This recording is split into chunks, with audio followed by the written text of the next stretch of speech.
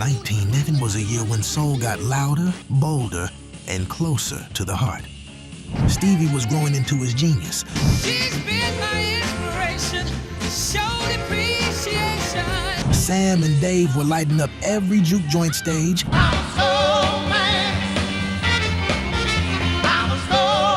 And Marvin and Tammy were redefining what love could sound like.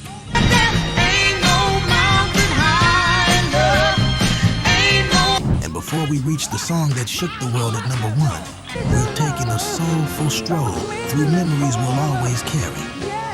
Number 10, Your Precious Love by Marvin Gaye and Tammy Terrell.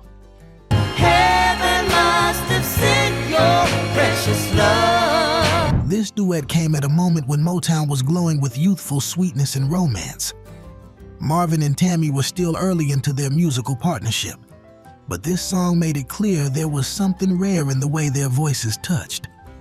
And you gave me a reason for living. Recorded at Hitsville, USA, with the legendary Funk Brothers shaping that gentle sway, it felt like the world paused just to breathe in harmony.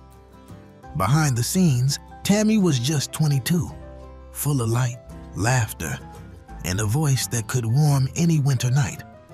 Honey, to keep me loving you. The chemistry between her and Marvin was never romantic, but something deeper. Two souls who understood how to hold vulnerability without fear. When listeners first heard those harmonies in '67, the world softened for a moment. You can almost picture the dim hallway radios, the summer porches, the slow dancing living rooms. Heaven must have sent you from above. The song climbed the R&B charts and became one of Motown's most cherished love duets. It remains a snapshot of tenderness before life, fame, and time would change everything. Found a new inspiration. If this one was about gentle affection, our next track brings the fire of a love you feel down to the bone. Number 9, Soul Man by Sam and Dave.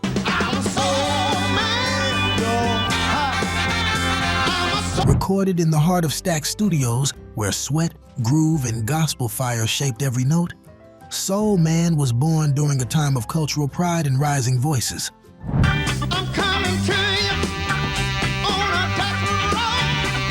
Sam Moore and Dave Prater were already known for their explosive stage presence, but in 1967, this track became their signature flame.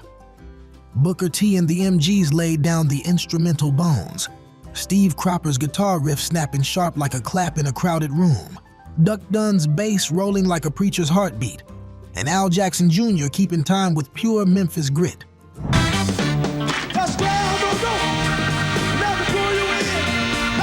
What many don't realize is that the title was inspired by a phrase seen during the Detroit riots. Stores marked soul to signal that they were black-owned. The writers thought, what if being a soul man meant wearing dignity like armor?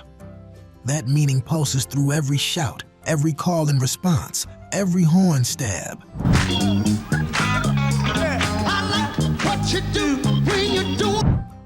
Live Sam and Dave turned this song into church and carnival all at once. Swinging jackets, stomping feet, sweat flying under hot stage lights. It wasn't just a hit. It was an anthem of identity, swagger, and survival. The track soared up the charts and planted itself in American culture, inspiring countless artists and even a certain pair of blues brothers years later. And when you get it, you got something. Now that we've touched that fiery confidence, the next track slows the lights and leans us into something a bit more dreamy, but just as unforgettable. Number 8, I Was Made to Love Her by Stevie Wonder. We were always hand in hand. By 1967, Stevie Wonder was no longer the child prodigy known as Little Stevie.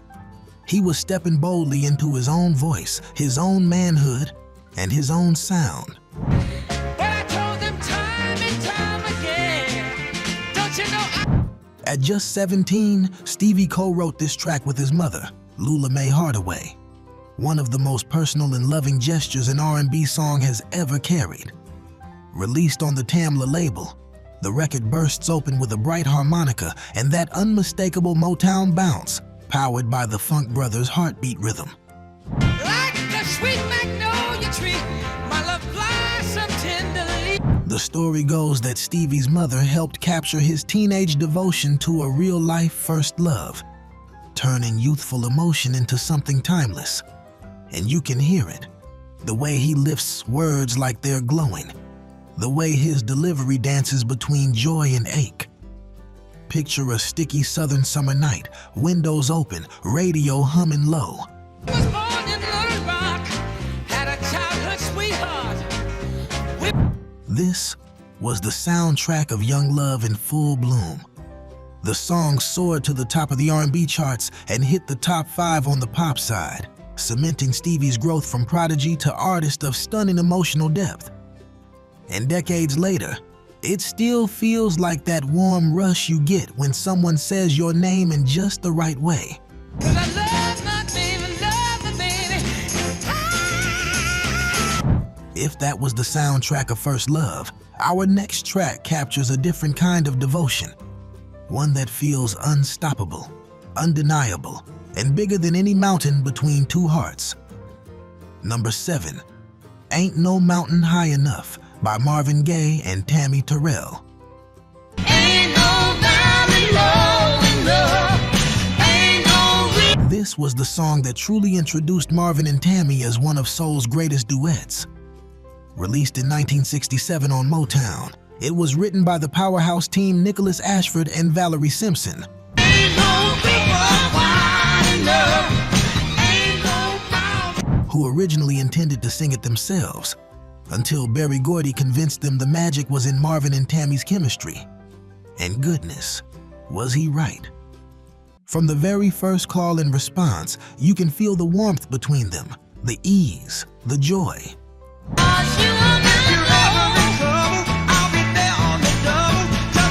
What's remarkable is that Tammy was nervous in the studio. She doubted her takes were strong enough. Ashford and Simpson themselves sat beside her, coaching, encouraging, giving her the emotional air to breathe. The result?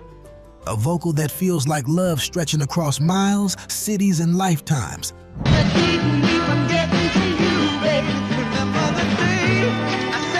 It wasn't just a love song. It became a promise song. Played at weddings, family cookouts, soldiers' send-offs, long-distance romance letters sealed with perfume. It became comfort, love that doesn't fade when life gets heavy.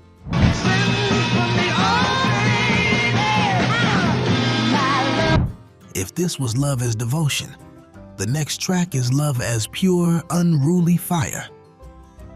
Number 6, When Something Is Wrong With My Baby by Sam and Dave. Something is wrong with my baby. If Soul Man was the fire of confidence, this was the quiet storm of devotion. Released in early 1967 on Stax, this ballad showed a different side of Sam and Dave, stripped back, tender, almost trembling with emotion. Isaac Hayes and David Porter wrote it, and you can hear the gospel roots in every slow-building chord, every careful breath. Something wrong. The recording session was almost like a prayer circle. No crowd energy, no stage sweat. Just two men standing close to the mic, singing about the kind of love where another person's hurt becomes your own. Dave Prater, usually the more reserved vocalist, delivered some of his most aching lines here, while Sam Moore's voice rose like a hymn, reaching towards something higher, something healing. So much together, oh yeah. You can almost see the dimly lit bar, the jukebox glowing in the corner, somebody sitting with their head in their hands, while this song plays soft as a hand on their shoulder. The track became one of Stax's most beloved ballads, proof that soul could be thunder and whisper in the same breath. And if that one made your heart slow down for just a moment, trust me, what's ahead only goes deeper. Oh, If these 1967 soul memories are hidden in just the right spot, go ahead and like this video. It helps us keep this music alive for new generations, and stick around. We're just getting to the songs that define the year. Number 5, I Never Loved a Man the Way I Love You by Aretha Franklin. 1967 was the year Aretha Franklin stopped chasing her sound and finally claimed it. After years of being pushed toward jazz and standards at Columbia, she stepped into Fame Studios in Muscle Shoals, Alabama, and the room itself seemed to recognize her. Keep telling me, they say we.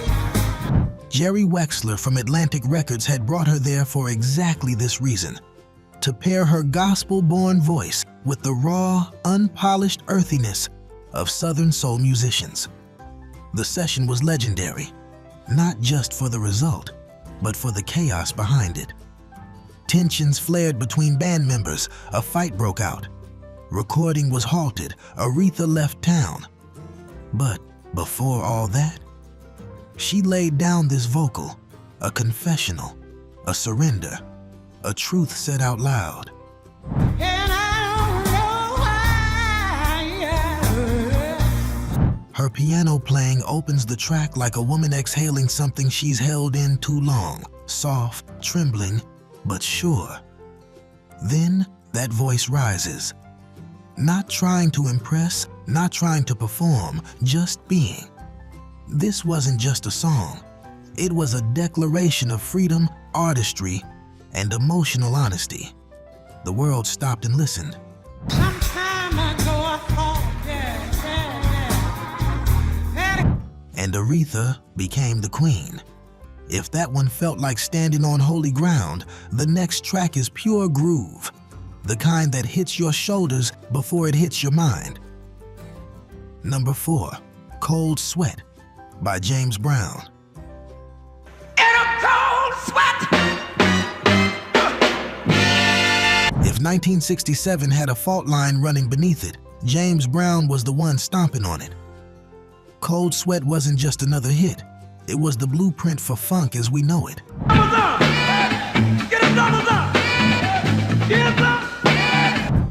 Recorded in Cincinnati with the famous Flames, this track stripped music down to rhythm, repetition, and power. Brown told his band to play the one, hit the downbeat hard, leave everything else open for the body to fill in. It was radical. It was raw. It changed everything.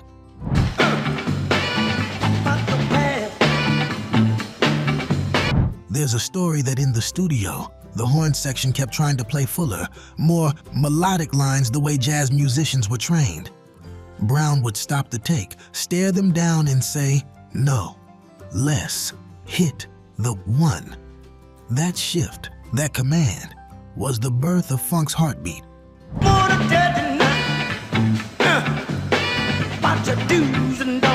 When this song hit radios in 6/7, dancers didn't just move, they locked in. Shoulders, hips, knees, every step became percussion. The groove didn't tell you what to do.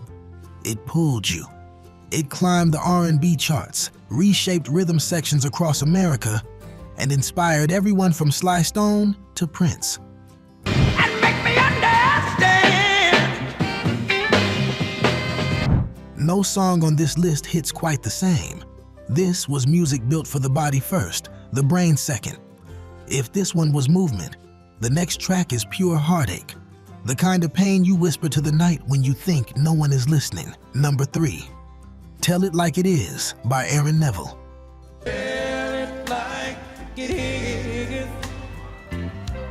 When Aaron Neville stepped up to the microphone in 1967 to record this ballad, the world didn't quite know what to make of that voice. High, trembling, tender, like someone singing through the bruise of a memory. My time is too expensive. Released on Parlo Records, a small New Orleans label run by his brother Art, this track wasn't born from a major studio machine. It came from heart, family, and struggle, made with more hope than budget. Aaron was working odd jobs at the time. Dock work, night shifts, whatever he could find. His music career was a dream floating just out of reach.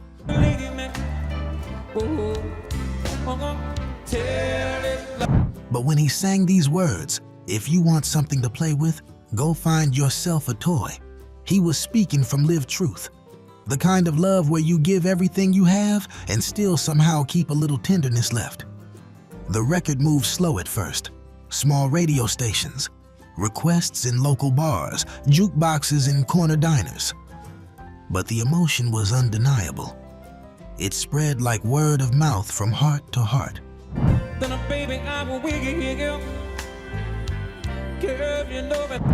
Eventually, it climbed to the top of the R&B charts and became a crossover hit, sealing itself into the soul music canon. This is the kind of song people remember where they were the first time they heard it. For some, it was the backseat of a car. For others, a quiet bedroom window cracked open to the night air. Even today, if you close your eyes, it feels like someone holding your heart gently in both hands. If that one brought the quiet ache, the next song brings the warm sunrise of love and devotion, steady, pure, and unforgettable. Number 2, Your Love Keeps Lifting Me, Higher and Higher by Jackie Wilson.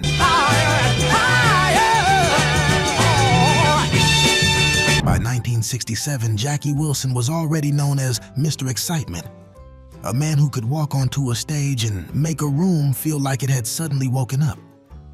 But this song, this joyful eruption, became one of the defining peaks of his career.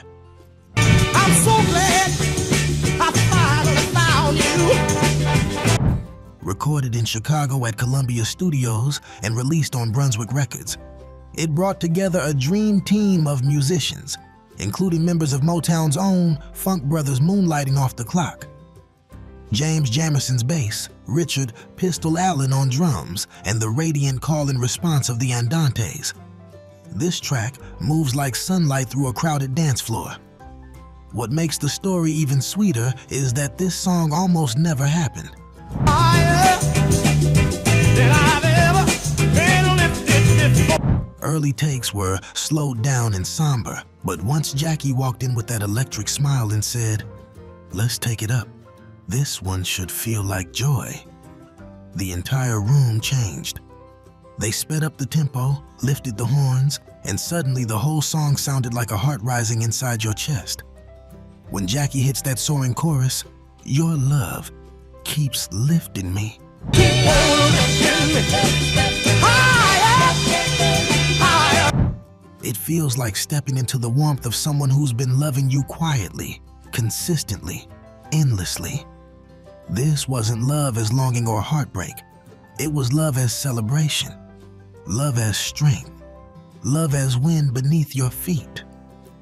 The track climbed the charts, became a wedding favorite, a cookout classic, a soundtrack to pure happiness.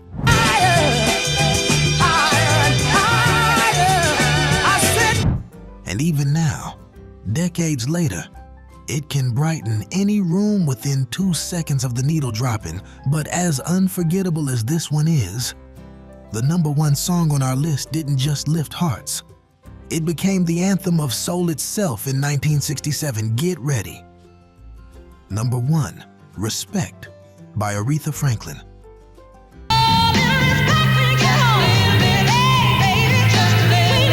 If 1967 had a heartbeat, it was this one.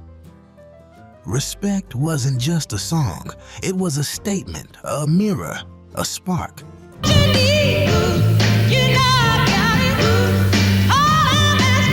Written and originally recorded by Otis Redding 2 years earlier, his version was a man asking for acknowledgement.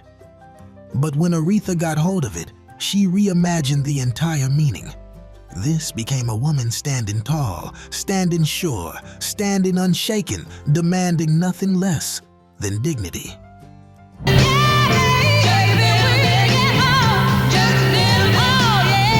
Recorded at Atlantic Studios in New York, Aretha came in with the arrangement already alive in her mind. The spelling of R-E-S-P-E-C-T, the socket, to me callouts, the backup harmonies shaped by her sisters, those touches were hers. She didn't just sing this song, she claimed it.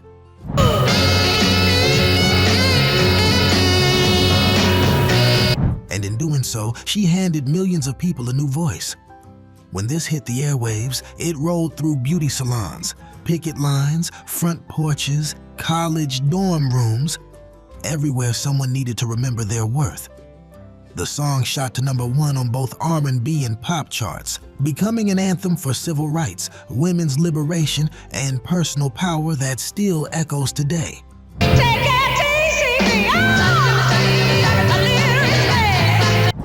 This wasn't just music. It was liberation set to rhythm. It was Aretha becoming legend. From aching devotion to joyful celebration, from Memphis grooves to Detroit elegance, these songs from 1967 didn't just fill the air. They changed the way we feel, love, move, and remember. They remind us that soul music isn't just something we listen to, it's something we live inside. Thank you for taking this stroll with us. If this journey brought back memories or made new ones, go ahead and subscribe to keep the groove alive. And don't leave just yet. Up next, 10 R&B songs only. Those who grew up in the 1950s remember. Click on the end screen and let's keep the music playing.